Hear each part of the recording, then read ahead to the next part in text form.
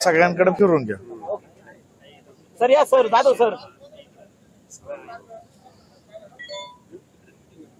आज पिंपळगाव खांड धरणावरती या मुळा नदीवरती असलेले शेतकऱ्यांचे अडचणी का या वर्षीचं पाण्याचं नियोजन या तालुक्यात अकोले तालुक्यातील पाण्याचं नियोजन मग मुळा विभाग असू द्या, त्याचबरोबर प्रवरा विभाग असू द्या आणि आढाळा विभाग असू द्या, या तिन्ही विभागातील कालवा सल्लागार समितीच्या माध्यमातून काम करणारी जी मंडळी आहेत त्यामध्ये विशेषतः तर या सर्वांचे तालुका पातळीवरती अध्यक्ष म्हणून असणारे आमदार यांचं नियोजन फसलं आणि फसलेल्या नियोजनामुळं या मुळा नदीवरचा शेतकरी दुसऱ्या रोटेशन पासून वंचित राहिला आणि पर्यायाने या ठिकाणी आपण पाहत असाल का जशी माणसांची पिण्याच्या पाण्याचे हाल झाले त्याच धर्तीवरती जनावरांचे पाण्याचे हाल झाले आणि शेतीचे देखील या ठिकाणी मोठ्या प्रमाणात नुकसान झाले आपल्याला पाहायला भेटते।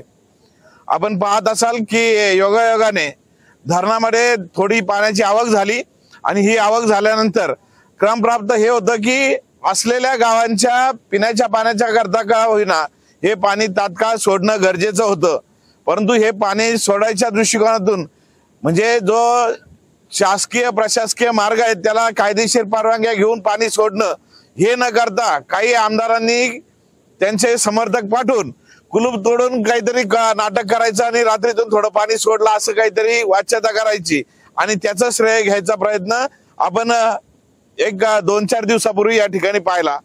परंतु या निमित्ताने आपल्याला एवढंच सांगू इच्छितो का काल या पूर्ण मुळा विभागातील शेतकरी मंडळी वंदनीय पिचड साहेबांकडे भेटायला आली आणि भेटायला आल्यानंतर त्यांच्या डोळ्यातील अश्रू हे साहेबांनी अक्षरशः पाहिले का या तालुक्यातील परिस्थिती जी मुळा नदी बारमाही व्हावी हे स्वप्न पिचड साहेबांचं होतं, त्या मुळा नदीचे शेतकऱ्यांना या ठिकाणी पाण्यापासून वंचित राहावे लागतंय।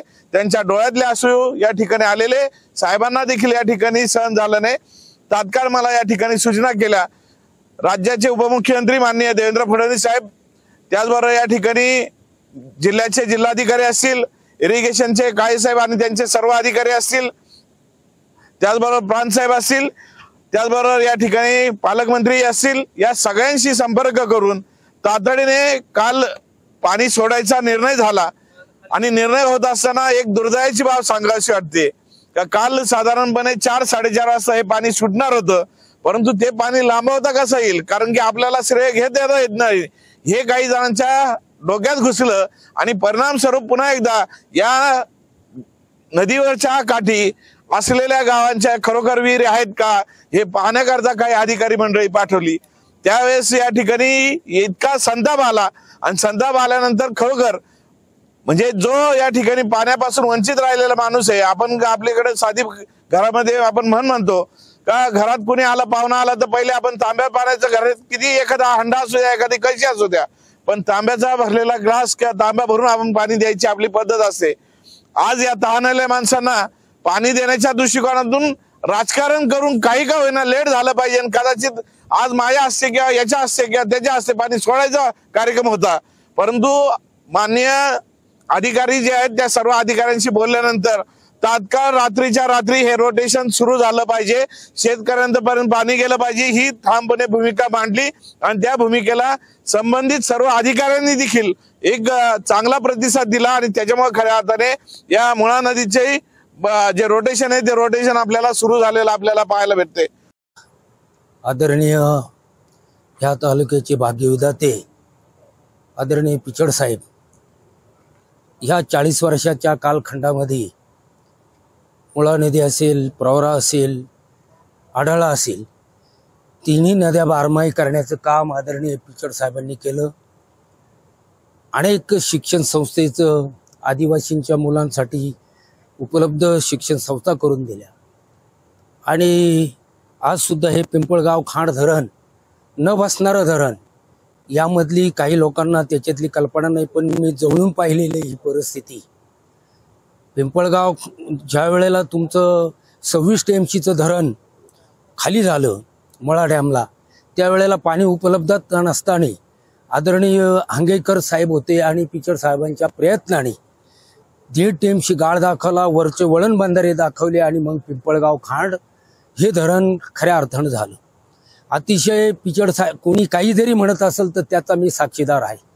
आदरणीय संपूर्ण पिचड साहेबाच्या ताकदीवरच हे धरण झालेले आहे.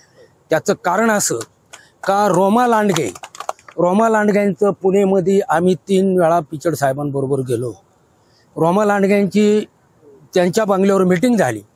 मीटिंग झाल्यानंतर रोमा लांडग्यांना पिचड साहेबांनी सांगितलं का मला फक्त तुम्ही दारुगोळा द्या, मग कसं बसवायचं ते मी ठरवतो, मला तुम्ही माहिती द्या. त्याचा अर्थ असा होता. म्हणून रोमा लांडग्यांनी त्यांना सगळी माहिती दिली. आणि त्यावेळेला मुंबईला गायकवाड नावाचा सचिव होता. ते म्हणे धरणच बसत नाही. पण पिचड साहेबांनी अतिशय हे धरण बसवण्यामध्ये फार मोठी परिकष्टा घेतली. आणि त्यावेळेला योगायोगाने मी जिल्हा परिषदला होतो. धरणाची साईट सुचवण्याचं भाग्य मला मिळालं. आणि ह्या दोन्ही पट्ट्यात मुळा विभागाच्या लोकांचं कल्याण होण्याच्या स्थिरवर आलं. दोन्ही बाजूनं कोट्यवधी रुपयाच्या लोकांनी ह्या धरणाच्या आशेवर सायपणी केल्यात. सायपणी केल्यानंतर आज दुर्दैवानं नाकर्त्यापणानं इथून ह्या पिंपळगाव खांडचं पाणी त्या लोकांना देऊ नये ह्या मताचा आम्ही नाहीच आहे. आमच्या मुळा परिसराचे लोक त्या लोकांना पाणी द्या, पण तो उद्भव पूर्ण आहे का नाही, क्षमतेचा आहे का नाही हे शोधा. खाली 26 TMCचं धरण आहे, तिकडून त्या लोकांना पाणी द्या. इकडून 19 TMCचं पाणी तयार झालेलं आहे. चन्नापुरी घाटातून त्या 12 गावच्या लोकांना पाणी द्या, पण आमच्या ह्या मुळा डॅमच्या धरणातून पाणी देऊ नका. ही मागणी आमची अख्ख्या ह्या मुळा परिसराची राहणारच आहे. आम्ही ते योजना होऊन देणार नाही. आणि आज हे पाणी अतिशय पिचड साहेबाच्या श्रमानं हे आलेलं आहे. खाली लोकांना पाणी नव्हतं, योगायोगानं वरून पाणी आलं. आणि म्हणून आज भाऊच्या नेतृत्वाखाली हे पाणी सोडण्याचा कार्यक्रम आज ह्या ठिकाणी झालेला आहे. आमच्या खालच्या पिंपळदेवी असेल, लिंगदेव असेल, आमचं लहित असेल, वाघापूर असेल, खाली कोठो वनकुट ह्या सगळ्या लोकांना आज आनंद होणार आहे. हे पाणी खाली लोकांना जाणार आहे. पाणी किटीवीरमध्ये कुठंही राहिलेलं नव्हतं. पिण्याच्या पाण्याचा प्रश्न आहे, जनावरांच्या चाऱ्याचा प्रश्न आहे आणि अनेक असे प्रश्न आहे.